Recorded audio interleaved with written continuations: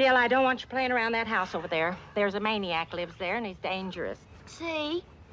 I was just trying to warn him about Boo, but he wouldn't believe me. Well, you just better believe him, Mr. Dill Harris. Tell him about the time Boo tried to kill his papa. I was standing in my yard one day when his mama come out yelling, "He's killing us all."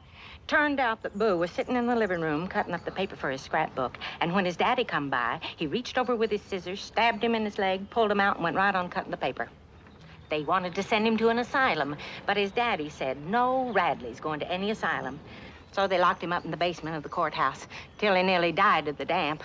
And his daddy brought him back home. There he is to this day, sitting over there with his scissors. Lord knows what he's doing or thinking.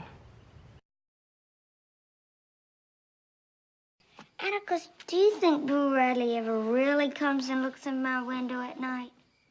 Jim says he does. This afternoon when we were over by their house...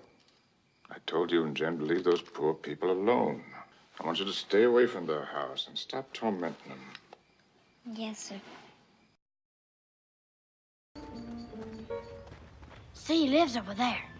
Boo only comes out at night. When you're asleep and it's pitch dark. When you wake up at night, you can hear him. Once I heard him scratching on our screen door, but he was gone by the time Atticus got there.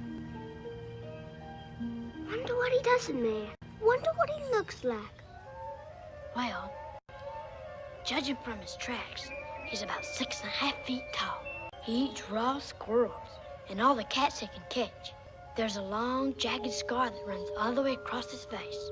His teeth are yellow and rotten, his eyes are popped, and he drools most of the time. If I show you, will you swear never to tell anybody?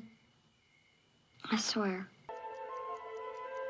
I found all of these in the knothole of that old tree at different times. This is a spelling medal. You know, they used to award these in school to spelling winners before we were born. And another time, I found this.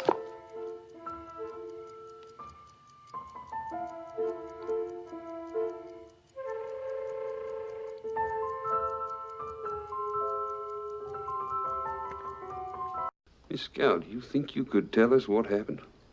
I don't know.